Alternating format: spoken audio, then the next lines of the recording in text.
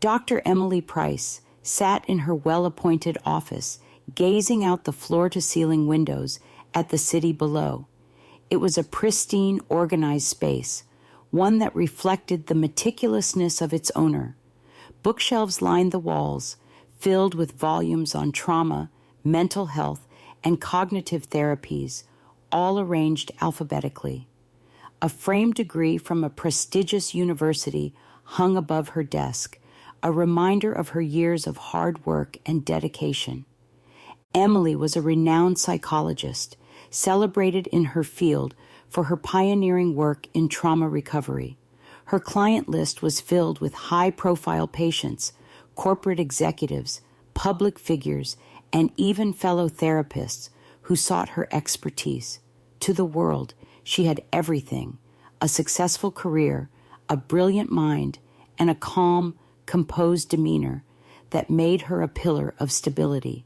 But beneath that carefully curated exterior, there was always a faint hum of anxiety, a restlessness she couldn't quite explain. She had buried her past so deeply that even she sometimes forgot what had shaped her. A childhood marred by trauma, events she had fought to suppress, locking them away behind layers of achievement and routine. As long as her days were orderly, as long as her professional life thrived, she felt safe. Her phone buzzed on her desk, snapping her out of her reverie. Emily glanced at the screen, expecting another client or colleague, but her heart stopped when she saw the name: Detective Ryan Carter. She hesitated, then picked up. "This is Dr. Price." Dr. Price. Carter's voice was gruff, and there was a tension in it that made her stomach twist. "I need to speak with you about Jacob Hall." Emily's blood ran cold. Jacob, her fiancé.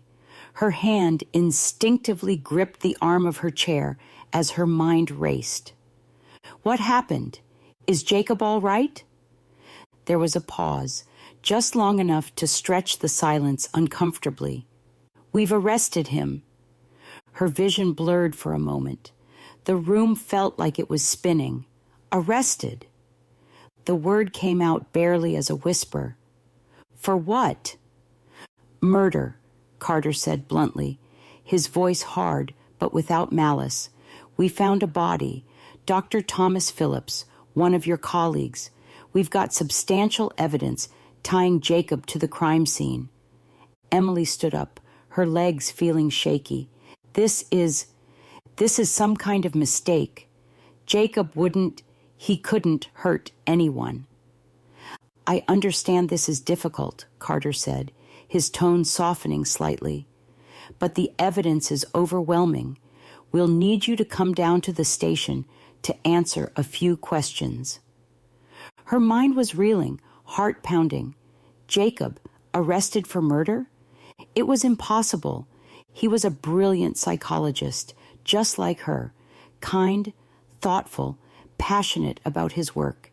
She had fallen in love with him because of his empathy, his understanding of the human mind. They had talked for hours about their patients, sharing insights, discussing cases late into the night. Jacob was the last person who would commit an act of violence. Yet, the detective's words hung in the air like a guillotine. "I'll be there," she managed, her voice unsteady. Emily's drive to the police station felt surreal, like she was floating outside of her body, watching herself from a distance. Her mind refused to process what was happening. Jacob. Murder. She clung to the thought that this was some horrible misunderstanding. They would sort it out, and everything would go back to normal. But when she arrived at the station, the reality hit her like a punch to the gut. Detective Carter greeted her at the front desk, his expression serious. He led her through the stark hallways to a small interrogation room, and as she sat down at the metal table, she felt a wave of nausea rise in her throat. The door opened again, and there he was, Jacob. His usually composed face was drawn, dark circles under his eyes, his suit wrinkled. He looked like a ghost of the man she knew. His hands were cuffed. "Emily," he said, his voice breaking the tension in the room, "I didn't do this." She stood, her eyes wide, searching his face for any sign of deception, but all she saw was confusion and fear. "What's going on?" she whispered, stepping toward him. Jacob's eyes flicked to Carter, who was standing behind her, arms crossed, watching their every move. "They think I killed Thomas Phillips." Emily shook her head, her hands trembling. "That's impossible. Jacob, we've been together every night this week. You couldn't have—" "We have witnesses placing him near the crime scene," Carter interrupted, his voice stern but not unkind. "Dr. Hall was seen arguing with Dr. Phillips the day before his body was discovered. We also found blood evidence in Dr. Hall's car." "That's not true," Jacob snapped, turning to Emily. "They're setting me up. I would never hurt anyone, Emily. You know that." Emily's mind spun, unable to process the information. There must be some explanation. Someone must have planted evidence. Carter sighed, flipping open a folder and laying out photographs on the table. Crime scene photos. The images were brutal. Thomas Phillips's body, his face bloodied and beaten, lying on the floor of his office. Blood splattered across the walls, jagged cuts marring his skin. Emily recoiled, bile rising in her throat. "Why would Jacob do this?" Emily asked, barely able to force the words out. "What reason would he have to kill Thomas?" "That's what we're trying to figure out," Carter replied, his voice grim. "But the evidence doesn't lie. If you know anything, Dr. Price, now's the time to tell us." Emily shook her head, tears welling in her eyes. I don't know anything." Jacob's eyes were locked on hers, pleading. "Emily, please, you have to believe me. I didn't do this." She wanted to believe him. She loved him. But as she stared at the cold, hard evidence laid out in front of her, doubt began to creep in. The interrogation room felt cold, the air heavy with the weight of the accusations hanging over Jacob. Emily sat in silence as Detective Carter left them alone for a moment, her thoughts spiraling into a dark, chaotic whirlpool. Jacob was sitting across from her, his cuffed hands resting on the table. She could see the tension in his body, the way his shoulders slumped under the pressure. She wanted to reach for him, to reassure him, but her hands remained in her lap, paralyzed by doubt. "I didn't do it," Jacob repeated, his voice quieter now, almost pleading. "You have to believe me, Emily." Emily met his eyes, searching for answers. "Jacob, they found your car at the crime scene. There's blood. How do you explain that?" "I can't." His frustration bubbled over. "Someone is framing me. I've been trying to figure it out, but I'm trapped, and now they're turning you against me too." Her mind reeled. Could he really be innocent? Or was there something deeper at play, something she wasn't seeing? She wanted to believe him. God, she wanted to trust him. But the evidence, it was overwhelming. Jacob leaned forward, his voice dropping to a whisper. "Emily, think. There's more to this than what Carter is saying. This is personal. Whoever did this is targeting me and us. You have to remember." "Remember what?" Emily frowned, feeling a flicker of confusion. "What are you talking about?" Jacob's eyes darkened. "Emily, you've been different lately. Haven't you noticed?" Her heart skipped a beat. "Different? How?" Jacob's gaze held hers for a moment longer before he shook his head, looking away. "I don't want to say too much here, but there's more going on than you realize. You've been losing time. I've tried to bring it up, but I think you're forgetting things. things that might explain why this is happening. Emily's throat tightened. Losing time? Forgetting things? No, that couldn't be right. She hadn't experienced any blackouts since college, when her dissociative episodes had first emerged. But she had worked through that. She had gone through years of therapy. She was in control now, wasn't she? A pit of dread settled in her stomach as she remembered the occasional flashes of disorientation over the past few weeks, moments where she'd felt disconnected from herself, like her mind was somewhere else. But she had brushed it off as stress. Surely it couldn't be happening again. "Emily, please," Jacob continued, his voice urgent. "I need you to trust me. Something is happening to you, and I think it's connected to what's going on with me." Before she could respond, the door opened, and Detective Carter stepped back into the room. "Time's up, Dr. Price."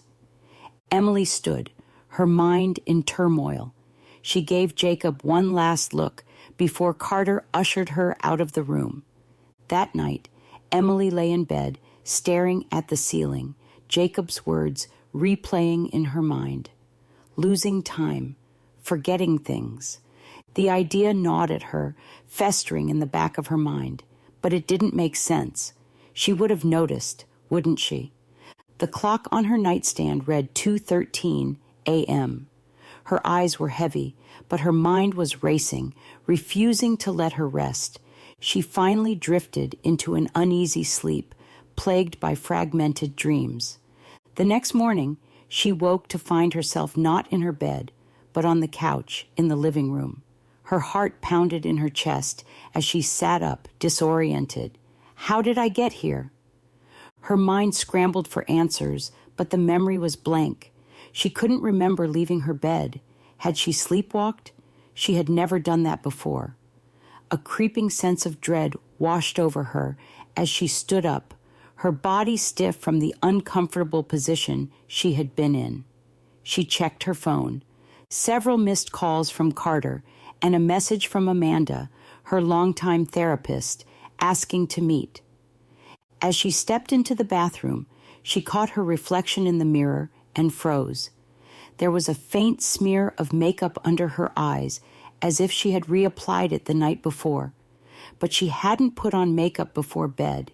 She couldn't remember putting it on at all. Her hands trembled as she wiped it away, staring at her reflection. This isn't possible. Emily met with Amanda later that day, unable to ignore the growing anxiety gnawing at her. She had been avoiding Amanda's calls ever since Jacob's arrest, not wanting to confront her own spiraling thoughts. But now she needed answers. Amanda's office was a space of calm, lined with soft chairs and gentle lighting. It was a place Emily had spent countless hours in during her years of therapy. But now it felt foreign, unsettling. "Emily, I'm glad you came," Amanda said, her voice warm and soothing. She sat across from Emily, her hands folded in her lap. "How are you holding up?" Emily hesitated. She didn't know where to start. "I don't know," she admitted.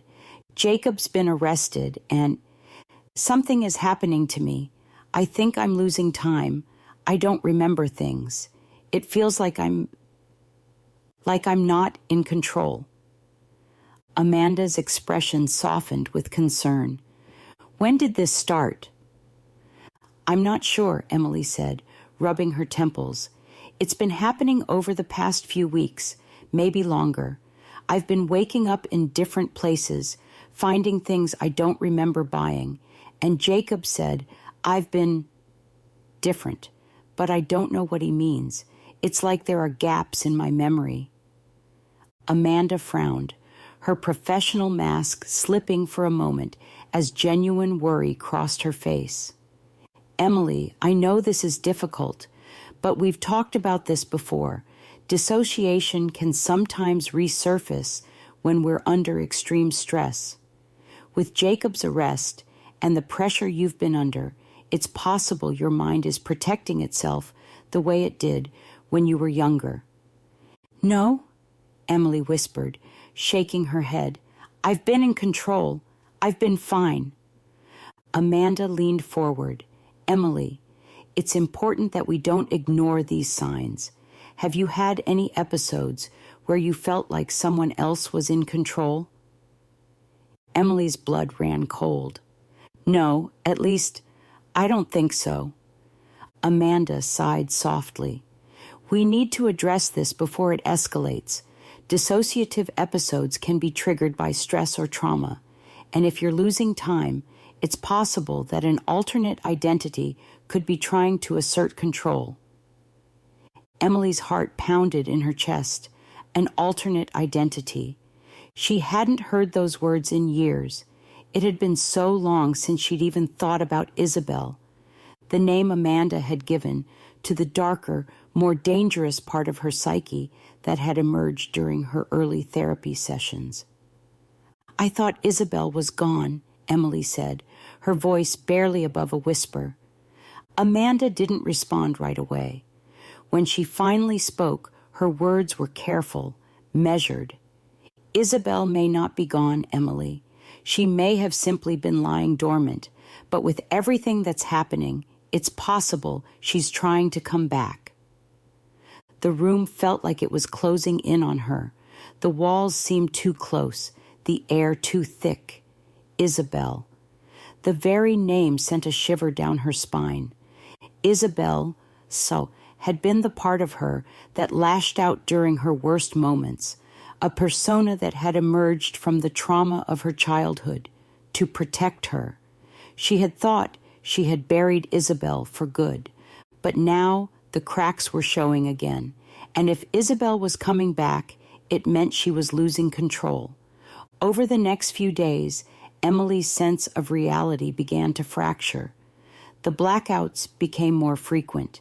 She would wake up in different parts of her apartment, finding strange things. Emails she didn't remember sending, purchases she didn't recall making. Worse, the evidence against Jacob continued to pile up, and Detective Carter's questions became more probing, more personal. He asked about her own relationship with Dr. Phillips, the murder victim. Emily had been friendly with him, but hadn't seen him much in the months before his death. Or had she? The more she thought about it, the more her memories became jumbled. Had she met with Thomas recently? Had they spoken? It became harder to tell what was real and what was imagined. The final straw came one morning when Emily woke up in her car, parked outside an unfamiliar house. Her phone was dead, and there was blood on her sleeve. Her heart raced as she checked herself. There were no injuries, no pain, but the blood was fresh. She raced home, frantically searching her apartment for answers, but everything seemed normal. Was this another blackout? Was Isabel doing things without her knowing? Desperate, she called Amanda again, but the call went straight to voicemail. Panic seized her, and for the first time, she allowed herself to truly wonder, is Jacob telling the truth? Am I the one responsible for these crimes? Emily's world was beginning to fracture. The blackouts, the memory gaps, and the eerie sense that someone, or something, was pulling her deeper into a nightmare she could no longer control were all too real. Every passing day felt like stepping further into an abyss, where the ground beneath her feet threatened to give way entirely. Her reflection had become a stranger, the face in the mirror not quite hers. She would stand in front of it for hours, sometimes in the dead of night, watching, waiting, hoping to catch a flicker of something out of place.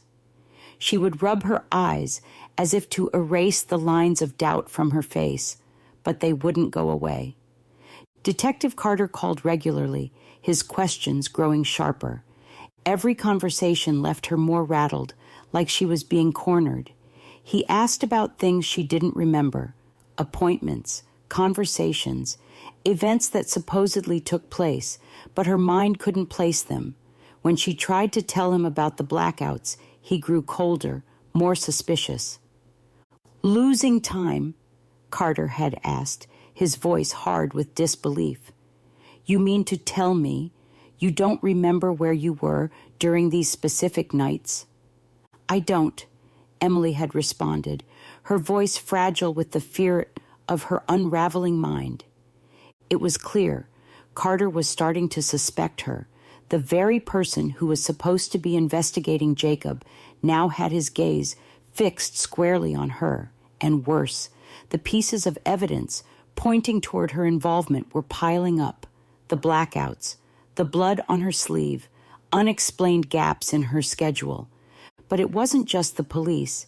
Emily's own thoughts had turned treacherous. They whispered in her mind late at night, telling her things she didn't want to believe, that maybe she was the one committing these murders, that maybe Isabel had returned fully, and that she was no longer in control. As the paranoia set in, Emily decided she needed answers, but not from the police or from Amanda. She needed to dig deeper, to uncover what was really happening during those blackouts. She knew there were things hidden in her own life, in her mind, that she hadn't yet put together. She spent hours poring over her own calendar, combing through the emails she didn't remember sending, reviewing her bank statements, and cross-referencing every tiny detail. There were appointments she hadn't remembered making, including meetings with people she barely knew, colleagues, clients, and worse. With Dr. Thomas Phillips, the realization hit her like a punch to the gut. There were emails between her and Thomas in the days before his death, arranging to meet at his office. She had no recollection of these meetings. As Emily spiraled deeper into her own investigation, the clues began to take on a darker shape. There were surveillance videos showing her at places she didn't remember visiting, always during her blackouts.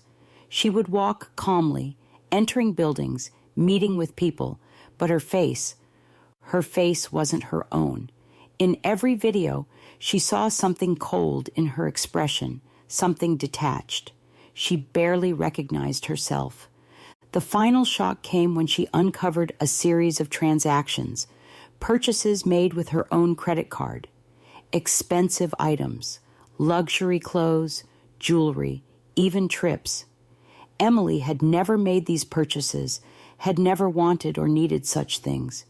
But it wasn't just the extravagance that frightened her. It was the fact that these purchases had been sent to an unknown address, an address that belonged to Jacob. Her heart pounded as she stood outside the apartment building listed on her bank statement. How could Jacob have a place she didn't know about? They had shared everything, or so she thought. But now there were too many questions swirling in her mind, and the only way to get answers was to confront him head on. After a sleepless night of agonizing over whether to visit the address, Emily couldn't stop herself from going there. She walked into the building with the weight of dread hanging over her. The elevator ride to the 6th floor felt endless, each passing floor pulling her deeper into a dark tunnel of doubt. When the elevator doors opened, she walked down the narrow hallway and found the door, apartment 6B. Her hand trembled as she knocked. Nothing. She knocked again, harder this time. Still nothing. Her pulse quickened as she fumbled for her phone, intending to call Jacob, but stopped. There was no point. He was in custody. He wouldn't answer, but her gut told her there was something inside. She felt it in her bones. She pushed at the door handle, testing it, and to her surprise, it swung open with ease. The apartment was dark and silent as she stepped inside, her heart racing. Her eyes slowly adjusted to the dim light. The place was stark, minimalist, almost eerily so. No pictures on the walls, no personal touches, just the bare essentials. But the longer she stood there, the more a creeping realization set in. This was Jacob's place. She wandered into the living room, where a single briefcase sat on the coffee table. The sight of it sent a chill through her. Her hands shook as she reached for the latches and opened it. Inside was a collection of documents, her medical records, therapy notes from Amanda, even surveillance photos of her from weeks earlier. Some were photos of her walking down the street, sitting in her office, even visiting the police station, all of it meticulously organized. And there, at the bottom of the stack, were pages of notes in Jacob's handwriting. Her breath caught in her throat as she skimmed the pages. He had been keeping a detailed log of her dissociative episodes, tracking her blackouts, making notes about her behavior and moods. He knew about every single one, and he had kept it hidden from her. He had been monitoring her, manipulating her. The final, most chilling discovery was a letter, carefully folded at the bottom of the case, addressed to Amanda Lewis. Emily unfolded it with trembling hands,